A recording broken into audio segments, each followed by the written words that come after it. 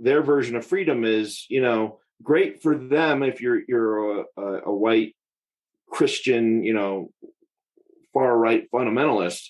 It works out real good. But if you deviate from that, if you're a woman who believes in reproductive rights, or you're a trans woman, or part of the queer community, that looks radically different living in that world.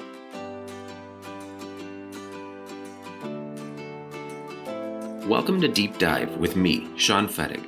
I'm a political scientist, and I'm interested in trust, how our governments and politicians can gain our trust, and how they lose it, but also how our personal stories can build trust and bind us together. So this space is dedicated to diving deeper into issues that are interesting, at least to me and hopefully to you, and that maybe we aren't always sure how to talk about. Today's episode is the second of a two-parter focusing on political violence and extremism in America.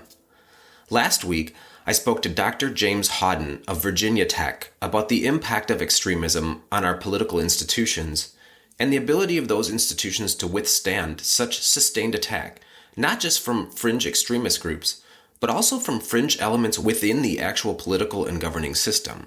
Today, I'm talking to Jason Van Tatenhove, a former employee and self-described propagandist of the Oath Keepers, a right-wing militia organization, about their history, their objectives, and what we can expect next from these types of organizations.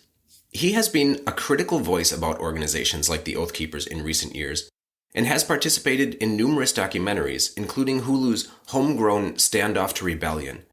And in March of this year, Jason testified before the U.S. House Select Committee investigating the January 6th insurrection, which included some members of the Oath Keepers.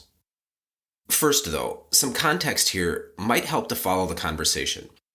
Jason references the Bundy standoff as his first real substantive work with the Oath Keepers when he drove to the Nevada ranch with the Oath Keepers founder and leader, Stewart Rhodes. What I'm about to tell you is a simplified, digestible summary of events, but please recognize there is a bit more nuance and complexity to this story. So in a nutshell, the Bunkerville standoff occurred in 2014 after the Bundy family, primarily represented by rancher Cliven Bundy and his sons Ammon and Ryan, refused to remove their cattle from grazing on federal land in Nevada after the Bureau of Land Management, or BLM, established a protected space for an endangered desert tortoise.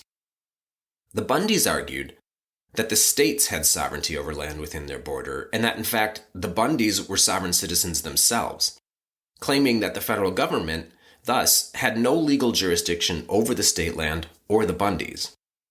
On October 8, 2013, the United States District Court for the District of Nevada ruled, in United States v. Bundy, that the Bundys were trespassing on federal land and that they must remove their cattle within 45 days, or the Bureau of Land Management could impound the cattle. In early April of 2014, with the cattle still grazing on the land, the Bureau of Land Management began impounding the Bundy cattle.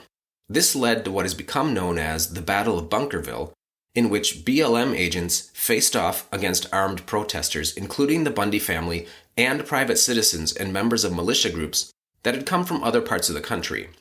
After a tense standoff, the BLM agreed to suspend the roundup of cattle, but did not release the cattle they had already impounded.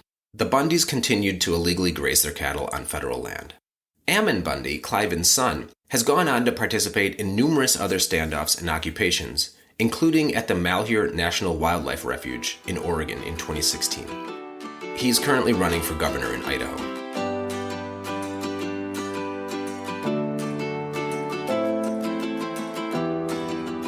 Jason, welcome. Thanks for chatting with me. Sure. Let's lay some historical context.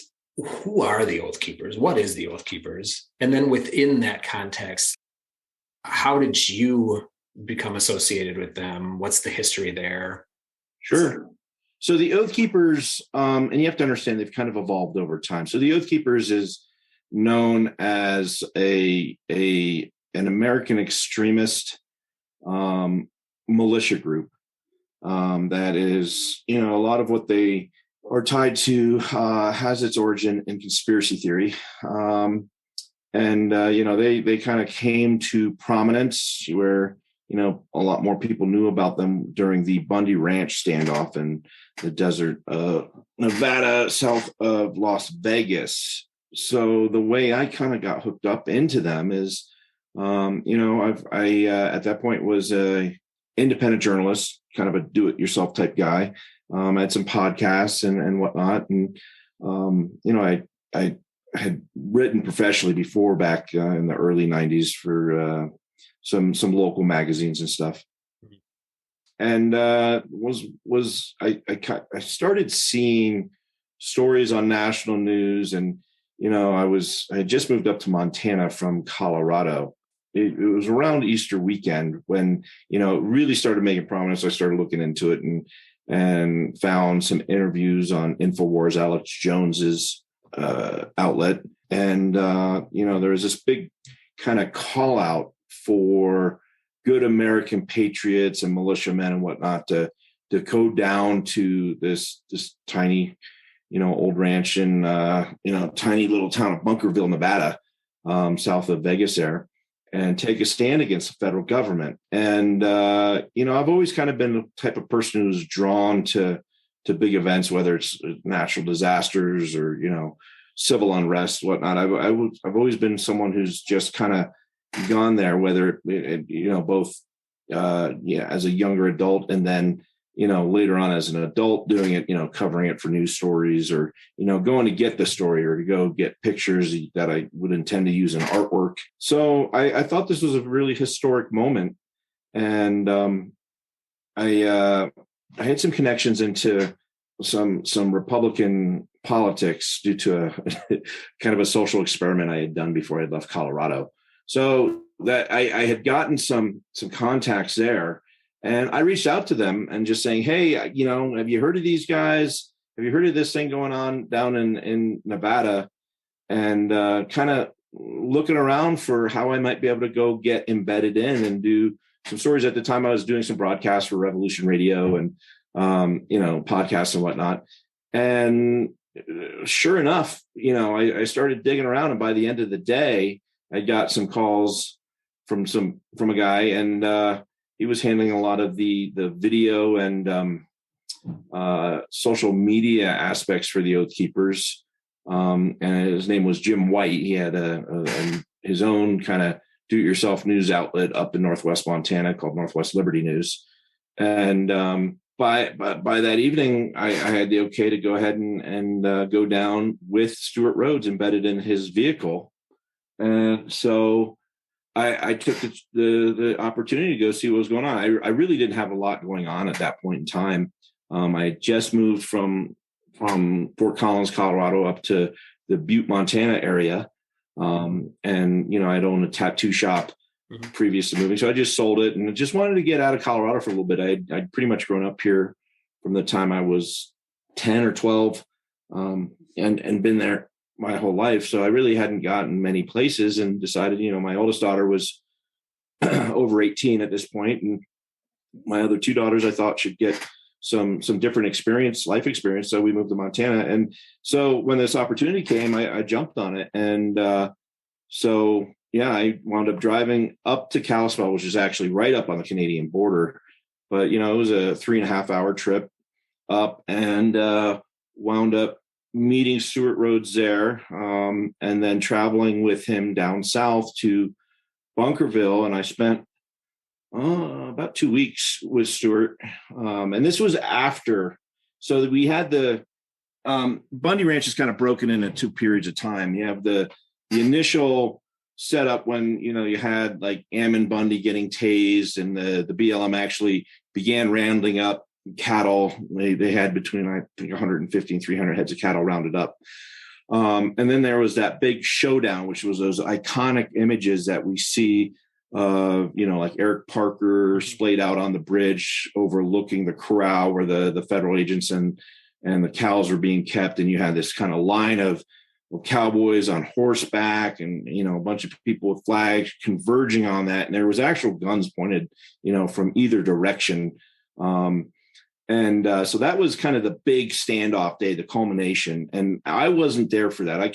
Stuart, after that happened, he went right back up to Montana to get more supplies and such, and bring in more people. And that's when I was able to kind of hook in. And so I went down there, spent the time. Did these the radio casts for Revolution Radio, and had kind of a bird's eye view. I was kind of right there with this group of people we had traveled down with, and so I went through that experience. And then he thought the coverage that I did was fair, and so he invited me up to the next one, which was up in. It was a sugar pine mine incident up in Oregon, and it had to do with some miners that had a mineral rights dispute. So that was kind of the second of these events, and then the third, and they happened, a couple months after each other. And the White Hope mine happened real quickly after that, and it's at the White Hope mine that I actually got offered a position working there. And, I had gone up to Montana thinking I was going to open another tattoo shop, and that just didn't pan out with the way the economy was up there. So I really didn't have much else going on. I had done some part-time work as a livestock inspector, but when I went up to Lincoln, Montana, Stuart had asked for some help in just kind of proofreading and editing a press release that he was doing. I don't know if he did it purposely, maybe he did, but he wound up putting my name on the bottom along with the other people involved. And that, of course, got me a call from supervisors right away that, so I wound up resigning from that job and really didn't have anything then. And, I thought this could be the start of a possible book project, and accepted a job as an associate editor for their website. And the title he had put together was National Media Director, and it was my job to write articles covering events and things they were doing, and to go to these events when they did happen, and film and take pictures and set up interviews for Stuart and things like that. So and I stayed with that job for about a year and a half, 2 years before it got to the point where I just couldn't do it, and walked away from everything. And that had built because what they had presented at the time and what they were evolving to were diverging more and more. They took a very hard right bent, with the rise of Richard Spencer and the alt-right, and really Stuart had found that these events, it was these events and the reactions they got that really drove the direction of the Oath Keepers. You got to understand, the Oath Keepers is Stuart Rhodes.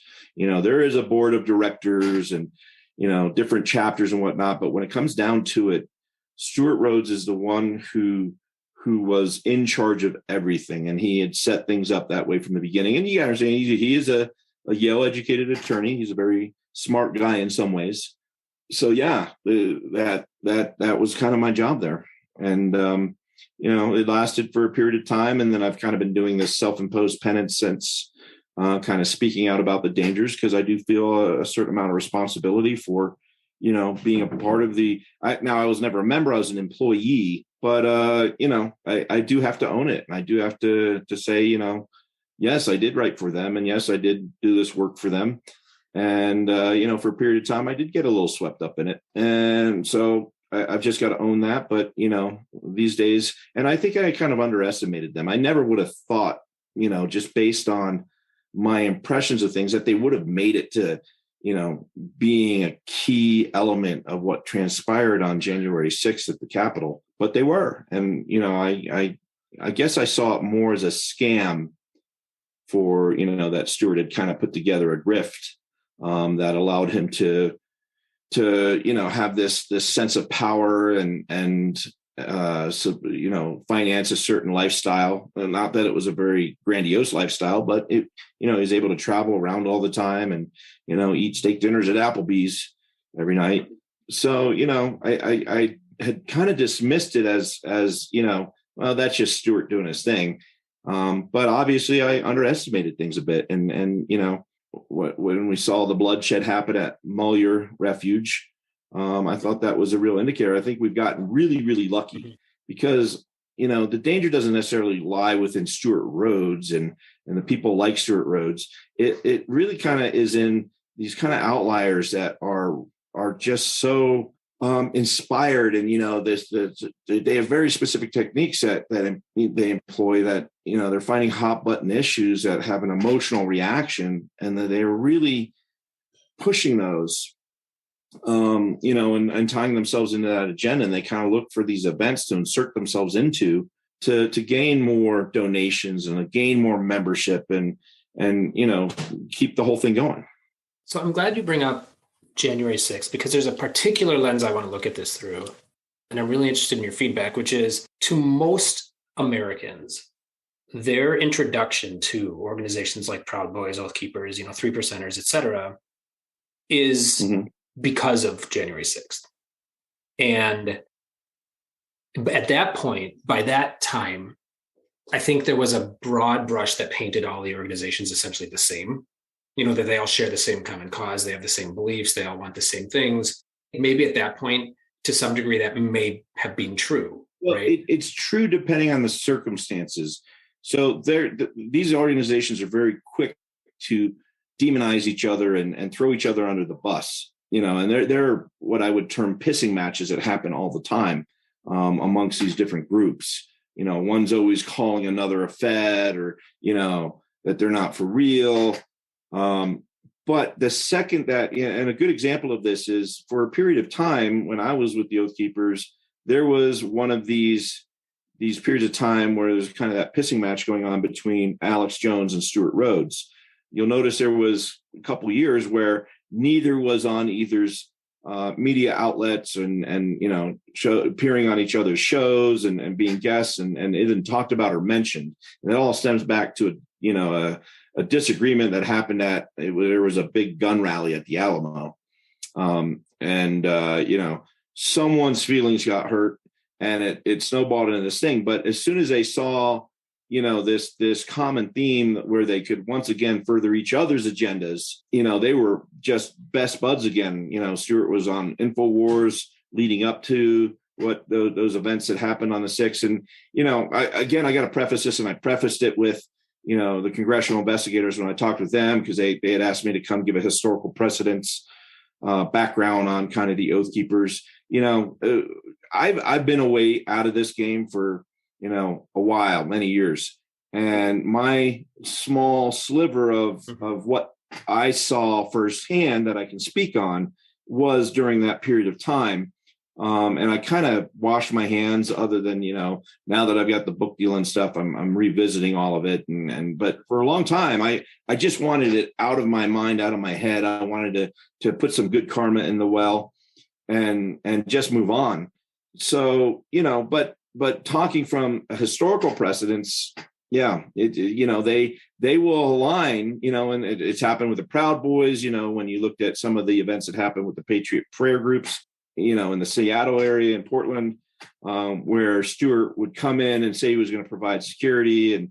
I think the Proud Boys are more true believers. Like, they want to go engage in violence. They want to bring that violence to the streets, whereas Stuart wants to project the optics of being that tip of the spear and, the brawlers that are willing to take care of business. But you'll notice Stuart is always right behind the line where he's going to get in trouble and towing it, very closely. So I think that kind of set the tone for the relationship, because the Proud Boys are able to see kind of the true Stuart when at these events. And, they aligned again. Obviously, we saw that they were meeting in the parking structure from the releases from the court thing. And, there was communication going on there. But again, it was when it could both benefit both groups. So this is an interesting point to me, and one I wouldn't otherwise have known, which is that, these tensions exist between and across the groups, and that, January 6th was, a convergence point wherein, all of these groups could share this common cause. I think that misrepresentation, but what I think most of us see this through, is that all of these groups have the same objective and they coalesce. That in and of itself is scary.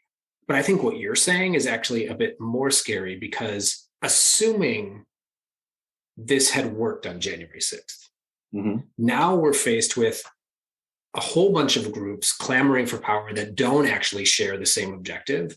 what is the end game then? And that's kind of eye-opening too, because for a period of time, I don't know if you're familiar with a gentleman called Ernie Tertelget. He is the model for when law enforcement is training on the sovereign citizen movement. He is also known as the Montana Natural Man. If you just YouTube him, you can find all kinds of stuff. Well, he actually wound up being my next door neighbor, because where I lived up in Eureka when I was working for the Oath Keepers, I was living on, property of Oath Keeper supporters. And it was kind of a who's who of kind of that realm. And my eyes really opened when I did a series of interviews with Ernie, just talking about, all right, well, what are your views? Because you've got all this crazy legal, gibberish that really doesn't make sense to people, and I think that it is intended not really to make sense to the average person, and legal professionals. That okay, so what is it you want to get to? And really, it wants to get to anarchy. At least with what Ernie was saying in the sovereign citizen movement. As far as like Proud Boys and Oath Keepers or the 3%ers, I think we're seeing that now in Idaho and Texas, where it's just a cultural divide, where their version of freedom is, great for them if you're a white Christian, far right fundamentalist. It works out real good. But if you deviate from that, if you're a woman who believes in reproductive rights, or you're a trans woman, or part of the queer community, that looks radically different living in that world. And so I think, there's a spectrum of it. You have people like Ernie who want to see anarchy and no law, and, anarchy where everyone's going to just behave and respect each other's rights. But I don't think human nature is really, we're not ready for anarchy, true political anarchy. And don't get me wrong, I've had a lot of anarchist yearnings in the past.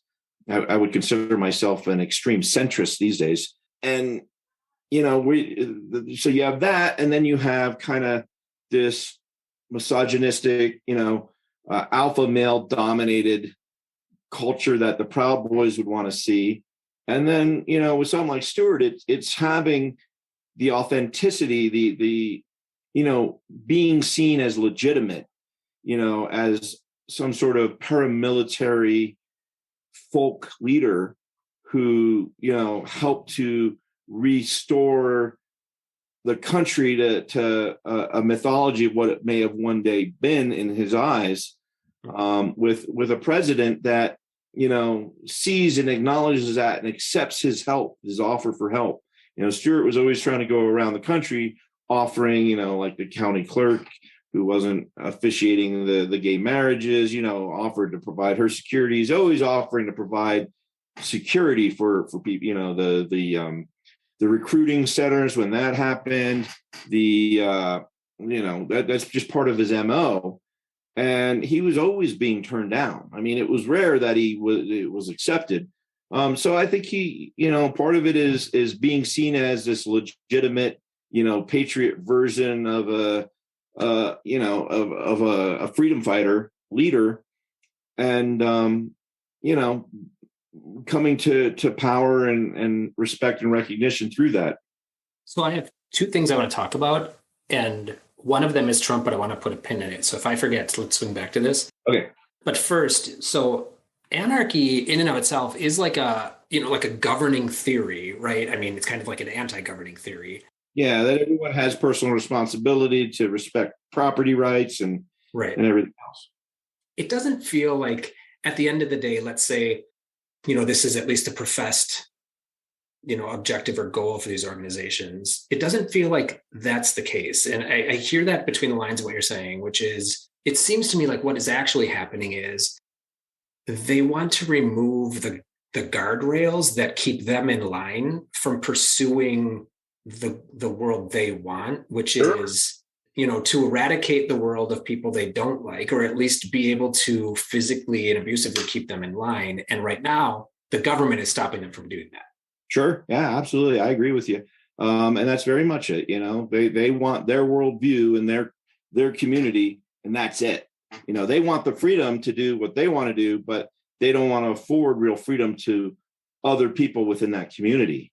And that's what's scary about, some of these people, these icons of the community who are now running in state legislator. Ammon Bundy's running for governor right now, and they're finding new ways to gain momentum with, we saw this with the Ammon Bundy's group during the COVID lockdowns with the mask mandates and, rebelling against that, getting arrested in the state capitol. And, these groups look at what's working for one group and they will employ similar tactics for their own aims. It's an interesting and scary thing. I think there's a whole lot of things that, they proclaim to be, but really is not the case, and that can be pretty easily illustrated with, say, Stewart. And, he, for the longest time, proclaimed not to be racist. And he would point to I believe it was his mother or his grandmother, who he would tell the story had come over, across the Mexican border to work in the agricultural industry of Southern California. And yet here he is offering to provide security, and quite poorly, I might add, because the day that Richard Spencer got punched in the face was the day that Stewart and the Oath Keepers were doing security. But and I don't think Stewart at heart is a racist person. I think he just has his finger on the pulse of his audience and caters to where they're going to, whether that be through conspiracy theory. I think conspiracy theory and what is hot within, the conspiracy theories of that particular culture is really what they gravitate to. It really kind of is a major driver in that area. Well, that makes me wonder then, though, like how much of this is a genuine ideological disposition and, like a set value set versus playing to, dollars and visibility. I would argue that the vast majority of it is playing towards dollars and visibility. And that comes from my day-to-day work that I was doing, where, part of our job was to go see what was happening out there, in those echo chambers, in social media and on the news and news outlets and whatnot, try to find those stories that were really kind of going viral and, craft our own version of that story that served Stewart's aims and purposes. So let's swing back to Donald Trump. And I don't want to oversimplify this, but I kind of have to, which is there have been extremist groups on the right and the left for time immemorial. And there's always been some other missing piece that didn't allow coalescing to the point of boiling over. And where I'm going with this is I have this thought, which is that Donald Trump, in the position he was in, so the presidency, which afforded him an immense amount of power, provided the bridge puzzle piece that was missing. Absolutely. And went even further. The Trump administration, according to stories that I've been told, was actively reaching out to these militia communities. This happened through Roger Stone, who was setting up meetings. So during this candidacy, there was a guy running for down in Nevada, running for an office there, and he was a brothel owner. And so Roger Stone came down to talk with them, but they went off to this. It was like a Christian retreat ranch area, and they were having water rights issues. So they were talking about doing a standoff there, but there was a gathering of people within the community. I actually got invited to it, that were going there specifically to meet and just talk with Roger Stone, and no one really knew why. And I think we see kind of the fruition to that, and that was right at the end of everything. So I was done already. But it's very surprising to see that they were reaching out to the militia community, and who was providing security for Roger Stone, on the day of the 6th and the day previous to that, it was the Oath Keepers. So I think he probably did make some inroads in, and I'm interested to see what we discover with the the legal proceedings moving forward to see how much that may have tied into things as far as opening lines of communication. But yeah, Stewart was just waiting for that type of opportunity. And I think he really kind of got it with the Trump administration. You know what I find somewhat fascinating? I mean, I guess maybe it's not uncommon, especially with kind of demagogues, is this, like Trump made a lot of promises about putting skin in the game, and some examples are, I'm going to walk with you to the Capitol. Yeah. Yeah. I mean, and that's, these guys seem to be cut from the same cloth. I mean, Stewart, again, he was there, he was calling for people to show up and donations and was purchasing equipment all along the way. And, had people there, and we saw that wedge formation, stack formation going up the Capitals that have become iconic. And yet, where was Stewart? He was never in the Capitol. He was right on the edge. They didn't get him for the trespassing. They got him for the conspiracy. Trump's the same way. Like the MO is to use an emotional touchstone to get people just worked up, and then get them to do the stupid things. Right. Well, and that's where I'm going is walk into the White House.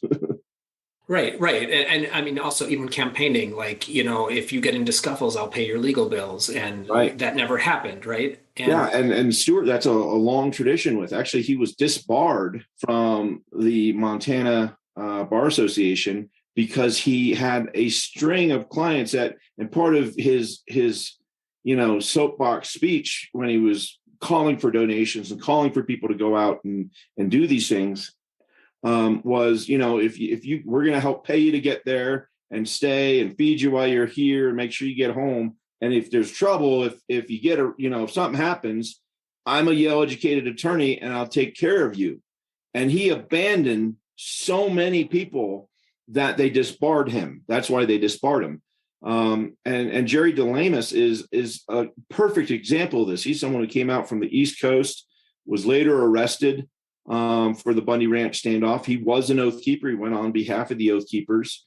And, his wife was then a state legislator back where they came from. I think it was like Delaware, somewhere in New England. I remember fielding calls for Stewart with him I would be driving with him and we'd get a call, and it would be Susan DeLamus just in tears begging Stewart to help. And of course he would tell her he's going to do all these things, but he never did. He never did it with anyone. He never helped a single person that he inspired to go and take these stands, that he use that emotion to whip them up. And that's an ongoing pattern that has been there from the start. And we saw the same thing with kind of a microcosm, macrocosm with the Trump administration. I mean, not to put a too fine a point on it, but it does seem surprising that they could make such fools out of so many people time and time again. Yeah. I mean, and again, it doesn't matter. People are in these echo chambers, and the more a legitimate journalist will come through and question and call things out, the more that this echo chamber group would just see it as, oh, well, that's the mainstream media with fake news. They're just setting them up. They're just, it just fed to this kind of folk hero mythology that just was, the furthest thing from the truth.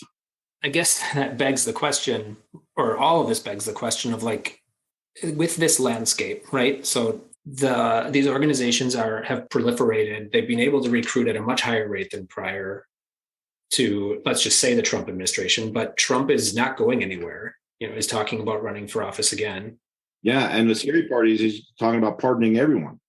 Right. Which, I mean, I would imagine further emboldens folks. So you have this kind of weird cycle that happens. So when you get a very right-wing person, so within these communities, part of the barometer of where we are culturally is look at the sales of things like survival food and, kind of preparing for this big battle between the federal government and good Americans that has become part of this mythology. When you had Hillary Clinton in office, and if it's a left person, business is really, really good. I know people that have made just a ton of money. The same sort of model with InfoWars, and Alex Jones does, vitamin supplements and storable food and ammunition companies, and, they're making a lot of money. But when Trump comes in, that dies out. It kind of flatlines, right? It wasn't until, the election, and where Trump was going to kind of, have his presidency, quote unquote, stolen, that things really got crazy, because we kind of had a lull there.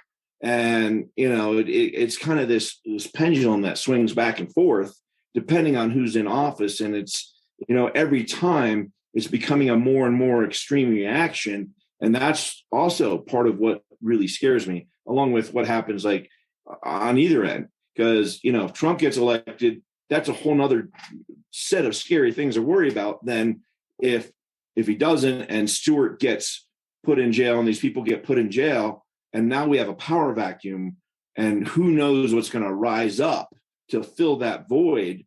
If history is any sort of cue, things are ratcheting up each time. It's becoming more extreme each time, each cycle. And, where does that eventually lead?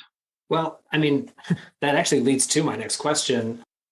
And I guess I'm going to ask you to prognosticate, as best you can. But where is all this going? What can we expect the next few years from these organizations? I think they're going to become more and more ingrained into local politics. I think that that's going to give a certain amount of legitimacy to the groups surrounding them, and that's going to embolden them.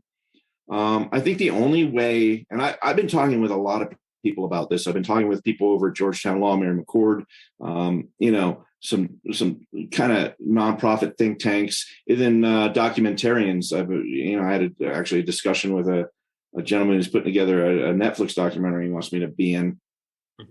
That how do we get off this track? How do we fix this? And it's got to start with employing some of the same techniques that we've seen the extremists use, and that is storytelling, good, heart-touching, emotional touching storytelling, where we can humanize, because we've come to this point where the right and the left have dehumanized each other so much that they're not even really seeing them as human anymore. It's those Antifa leftists,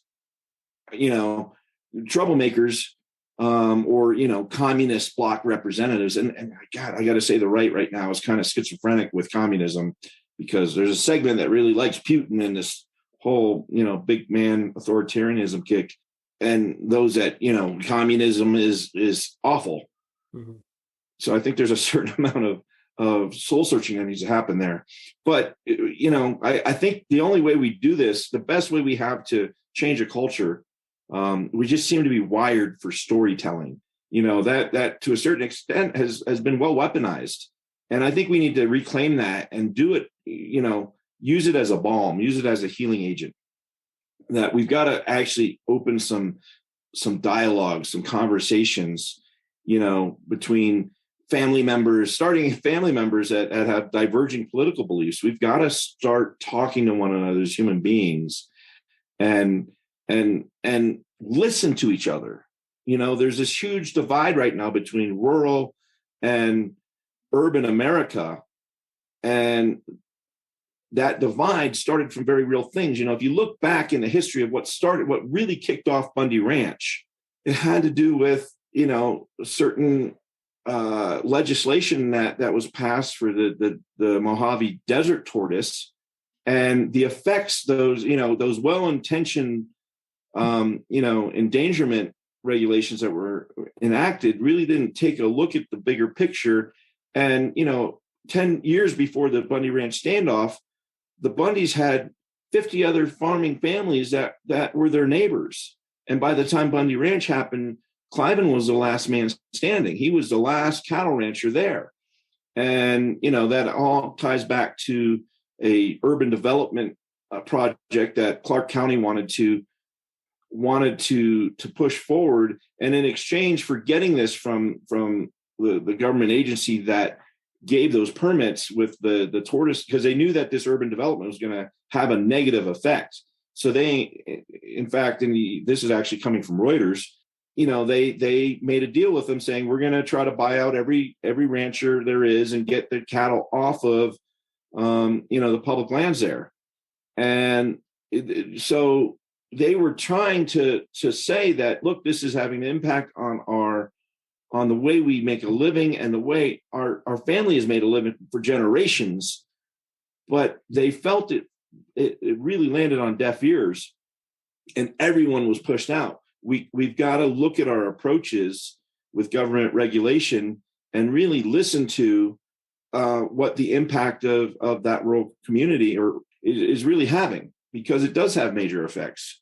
We got to start there. Otherwise, we're going to continue to have this kind of battle happening. So that's the best I can come up with is it starts with conversations. And I think those conversations can be spurred through good storytelling. Given the fact that most of these organizations, if not all, are pretty resistant to government, is there a role for government in this? And if not, then how do we promote this idea of storytelling as a balm? I think we got to decide as a community of creatives, of smart individuals living it right here and now, to think, all right, instead of just, becoming further divided and fall further into this kind of tribalism, that we need to start really thinking outside of the box, because what we've been doing hasn't been working. So we got to try something else. I don't know where the government would be in that. I mean, I'm sure, they've got to have a seat at the table too, for this to work all the way around. So, I don't know what that answer is really. I just know that what we've been doing has led us to where we are now. And we have to not just look at these flashpoints that are happening, the optics of the news, when the riots are happening, and the guns are pointed at each other. We've got to go back and look at what brought us there and why people have gotten to a point where someone like Stuart Rhodes can come and tap into that emotional reaction and make it even worse.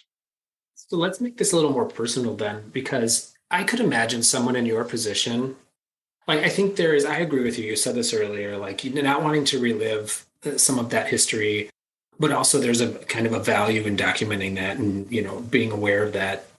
But also I could imagine, especially for someone like you that identifies as a creative, as this is not the balm for you per se, that a better use of your time, and I'm putting words in your mouth, so correct me if I'm wrong, a better use of your time would be to pivot to those creative outlets that you have to start to create that, what you call, this balm. Right. And so I'm wondering if you're doing that and what that looks like. No, I am, and if you look at, so I got back into writing when I moved back to Colorado about 4 years ago.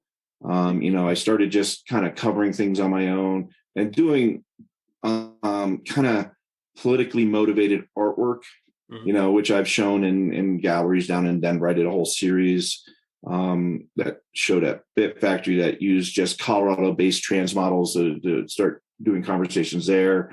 I've created some pieces around the treatment of J-1 visa workers here in Estes Park, Colorado. And just, the stories. And then I got a job writing for the local newspaper, which is owned by, the same company that owns Denver Post and, Alden Global Media. But I worked for about a year and a half as a staff reporter here in Estes Park. And, just the types of stories I was writing, that was kind of gearing up for this. And I knew that, I'd have a story, my story would have some relevance anyway, as things progressed. And then when the Capitol insurrection happened, just before that happened, I'd interviewed a gal who is a New York Times bestseller and owns a agency that happens to be local here, and was telling her about some of my stories. And she was like, you need to start telling these. And I had also, for the last several years, been working behind the scenes with some very large stories about that segment but I was doing it as an unnamed source. It was, I've been contacted by documentary. I mean, I get a new documentary film crew contacting me every other week. And, there are talks now about producing and working on some series. I've been contacted by some pretty big names, but I always want to tell my story in my own voice, my own words. And I just needed to be ready to do that. And so me and my agent decided to start pitching this book around. And I really had no interest until I started using my name, because my agent was like, look, you got to start using your names. You can't do this, from behind the scenes anymore. If we want to do this and really have the impact. And so I started off with a Washington Post article that came out. It was November, before the Capitol insurrection. That's the first time I used my name with one of these kind of top shelf journalists that I had been working with behind the scenes for years. And that led to the Hulu documentary and led to the Nightline appearances. A clip of them made it on Good Morning America. A lot of press coverage. And of course, that press coverage led directly to having the congressional investigators having a voicemail to me 6:30 next morning. Going and telling my story to the congressional investigators, just figuring out all right. So if I'm going to do this, if there's value to what I can do here, what's the best way to do that? And that's kind of how I hooked in. I'm going to be doing a series of speaking events starting in August with Georgetown Law. Me and Mary McCord, who's kind of heading up Georgetown Law's constitutional side of things there, and these types of projects. And she's the one who's kind of plugging me into, these nonprofit think tanks, trying to figure out, all right, so how do we do better? How do we start working on this problem? And so it's going to start in Milwaukee. I'll be doing a dinner talk for local state legislators and law enforcement leadership and DAs and such, and that's going to start in Milwaukee, and then it's going to go to like Maine and Pennsylvania and stuff. So we're starting there. There's been talk of I've had documentary film producers and directors and producers begin to reach out to me to talk about different subjects around kind of in the peripheral of that. And as of this morning, and then talk of me actually helping to produce and direct a documentary of my own tackling these subjects. So, it's evolving. And I also, I've got my own gigs going on. I've got a little news outlet that's for local news here in Estes Park, Colorado, and regionally across northern Colorado, called the Colorado Switchblade, and a podcast that I do with that. And the book is going to be coming out, but we got to kind of see, because there's talk that I may be a bigger part of the, once we move from investigation to an actual court case, I may be called upon by Congress to give my experiences and thoughts there. So it's kind of just exploded since I put my name out there in the public sphere and kind of came out with, well, this is my story and this is how I feel about things. So we'll see. It's just now beginning to take shape and evolve. And part of me didn't really feel like there was much value in my story. I mean, I had a small sliver of this experience and came in as an outsider, and then plugged in and got swept away a little bit, and then, broke away before things really got crazy. It was before Charlottesville happened, and, things kind of took that more of a violent, feel, if you can say that, coming from armed government standoffs. It's unfolding in its own time, but yes, more and more people are showing me that there is value to me speaking out. And, if that can be part of my own personal penance, then that's what I'm going to do. I have this fear that we, at least in the United States, have kind of lost the value in concepts like forgiveness and redemption. And I think that's dangerous because they offer off-ramps for people, like opportunities for... How do we move forward in a productive way without that? Right. And so I'm wondering what your thoughts are on this and how you've navigated this in your experience. Well, I can only speak for myself, but I did feel like, my daughters are just like the center of my life. And I found ways to support our family while being at home so I can take care of them. My wife is medically disabled, so I had now have an opportunity where, I've got to show them through my own life how to be successful in life and how to try to live with a moral compass. They were right there with me with a lot of this stuff, and going to court hearings and such with them, and the coverage that I was doing back in the day. I'd bring my daughter with me. I'd bring my middle daughter, but she's my oldest daughter is quite a bit older.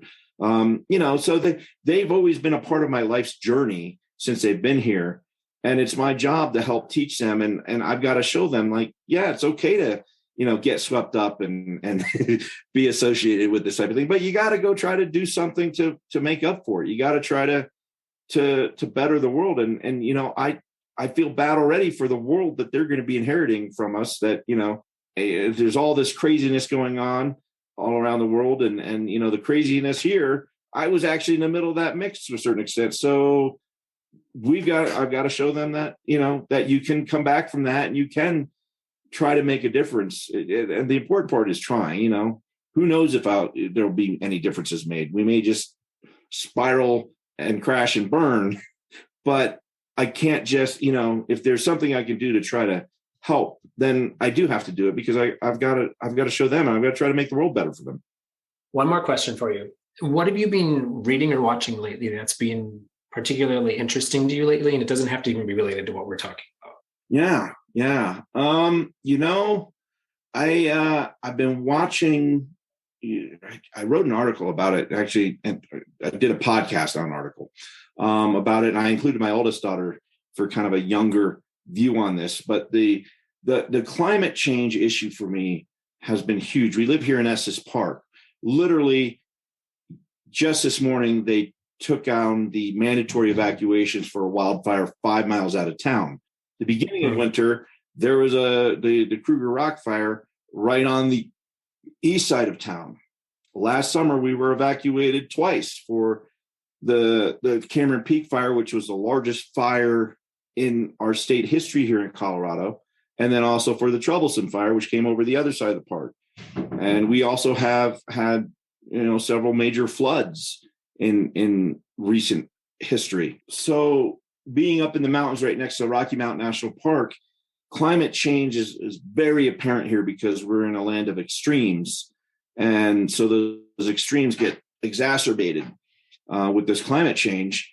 And so, that had a profound effect on me. And now the premise isn't, it is climate change, but, they're doing it as a satire piece about a comet or meteorite coming to hit. But it's just so poignant in reactions of people when there's this big, immediate, desperate need, that we have this, dissonant cognitive effect happening where, we're too tied up in escaping to our social media and the lives that we're living, that we don't see the world burning down around us. That's something that I've been watching recently that has a profound impact. Reading, I've been going back over.